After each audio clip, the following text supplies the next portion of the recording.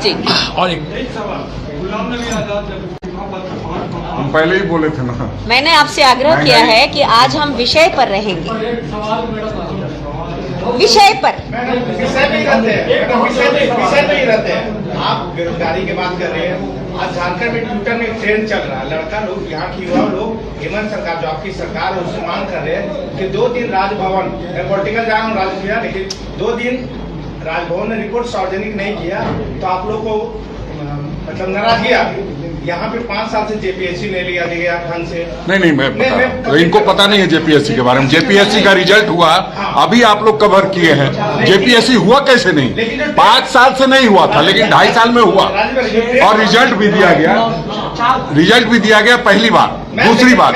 दूसरी बात, राजभवन में जो 24-48 घंटे की बात कही जा रही है, 4 दिन से भ्रम में घूम रहे हैं लोग। अगर राजभवन पूरी तरह से सक्रिय है और जिस तरह से राजभवन की छवि को धूमिल करने का प्रयास हो रहा है, आप सब जानते हैं लगातार मीडिया में किस तरह की खबरें आ रही है कि महामहिम जी के पास पत्र आ गया है, महामहिम जी पत्र रखे बैठे हैं। तो निश्चित रूप से हम ये कह सकते हैं कि आज महामहिम जी को मीडिया के सामने आप जितने सवाल हमसे पूछते हैं, अगर राजभवन और चुनाव आयोग से पूछे होते तो शायद देश भर की मीडिया रांची में यूं ही नहीं घूम रही होती, हमें घूमने पे मजबूर नहीं करता। क्या सरकार मीडिया से चल रही है? झारखंड सरकार वो सिर्फ मीडिया पे एक्शन लेती है, क्या मीडिया पे पिकनिक करने जाती है? राजभवन से कोई कम्युनिकेशन आपको है? नहीं, बिल्कुल नहीं है। ये तो बात आप राजभवन से भी पूछ सकते हैं। नहीं, इसलिए परेशान है कि आप लगातार हमको कवर कर रहे हैं। आप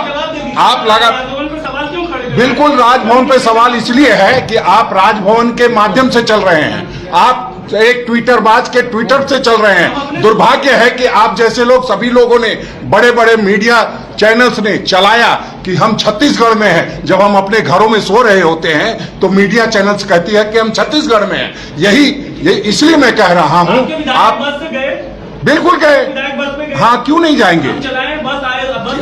हाँ, क्यों नहीं जाएंगे? लेकिन आप जो खबर चला रहे थे कि छत्तीसगढ़ चले गए, रात में हम घरों में सो रहे थे। दुख होता है, रायपुर के होटल्स खाली हो गए। हम तो आपके बीच है, लगातार आपसे बात कर रहे हैं। सरकार मीडिया पे चल रही है। नहीं, सरकार मीडिया पे नहीं चल रही है। मीडिया जो है सरकारी, जो कहते हैं केंद्र सरकार के जो लोग हैं, जो एक ट्विटर करते हैं, मीडिया उनके पीछे पीछे चलने लगती है। नहीं, हम लोग लगातार बैठक करेंगे। ठप नहीं है, सारे काम हो रहे हैं। और मुझे लगता है कि ये डिबेट नहीं है, ये प्रेस कॉन्फ्रेंस है, इसकी मर्यादा को भी बरकरार रखें। मैं आपके बीच आई हूँ और आपसे निवेदन ये करूंगी कि अगर आप अग्निवीर पे सवाल पूछते तो मुझे खुशी होती। अगर वो मुद्दे के ही आसपास, हम लोग प्रभारी जी आए हुए हैं, हम लोग हैं, मुख्यमंत्री जी हैं। मैं यहाँ महंगाई पर हल्ला बोल, ये जो कांग्रेस का जो एक आंदोलन होने वाला है 4 सितंबर को, उसके कारण मैं आपके बीच आई हूँ। और आप सबको देख के खुशी भी इसलिए हुई, और एक और अच्छी बात हुई कि आज जब मैं यहाँ आई तो पता चला कि ठाकुर जी का बर्थडे है आज, तो हमने कहा चलिए आज एक अच्छे दिन प्रेस कॉन्फ्रेंस हो रही है। जी देखिए, मैं न्यूज़पेपर जरूर पढ़ती हूँ, पर आज मैं जिस मुद्दे पर बात करने आई हूँ, जी वो सामने दिखी ना मुझे। हमारे मंत्री ने उस पर संज्ञान लिया है। उस पर देखिए, कांग्रेस पार्टी ने और मंत्रियों ने उस पर संज्ञान लिया है और अपराधी पकड़ा गया है ना। पर ये मेरा मुद्दा नहीं है। मैं जिस कारण से आई हूँ आप जानते हैं वो कारण क्या है। अंकिता के साथ जो हुआ, अस्पताल में रही, आपके सरकार के एक नुमाइंदे जो है, एक नेता जो है, वहाँ नहीं पहुँचा।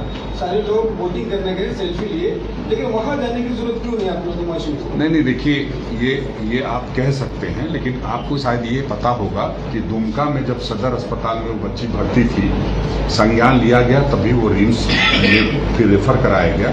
जो कांग्रेस के साथी थे वहाँ पर सब लोग उपस्थित थे। अगर वहाँ आपके कोई कवर करने वाले होंगे तो निश्चित रूप से हमारे जिला अध्यक्ष से लेकर के सभी लोग, इलाज डॉक्टर को करना है, राजनीति नेताओं को करना है। तो जो नेता बयानबाजी कर रहे हैं कि सरकार ने कोई संज्ञान नहीं लिया, सरकार ने कोई देखभाल नहीं की, उनको कम से कम खुद से तो एक बार देखना चाहिए था। मैं जानता हूं कि सवाल इसलिए पूछे जा रहे हैं कि वो लोग सवाल उठा रहे हैं, तो मैं समझ सकता हूं, हमें हमारी पूरी संजीदगी है और हमने उस अपराधी को अभियुक्त को गिरफ्तार करा लिया है और ये 5 दिनों तक रिम्स में भी इलाज चला है।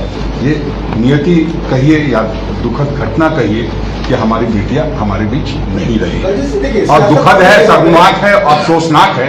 इस पर जितने आप सवाल पूछेंगे वो उतना ही और हमें लगता है कि खराब होगा। जब देखिए सियासत अपनी जगह पे, एक बात तो है कि इसे बेहतर इलाज के लिए क्या दिल्ली नहीं भेजा जा सकता था? देखिए ये कदम आपने क्यों नहीं उठाया? देखिए, ये अगर सबको पता चल जाता कि कितना आगे जाना है तो निश्चित रूप से दुखद घटना नहीं घटती।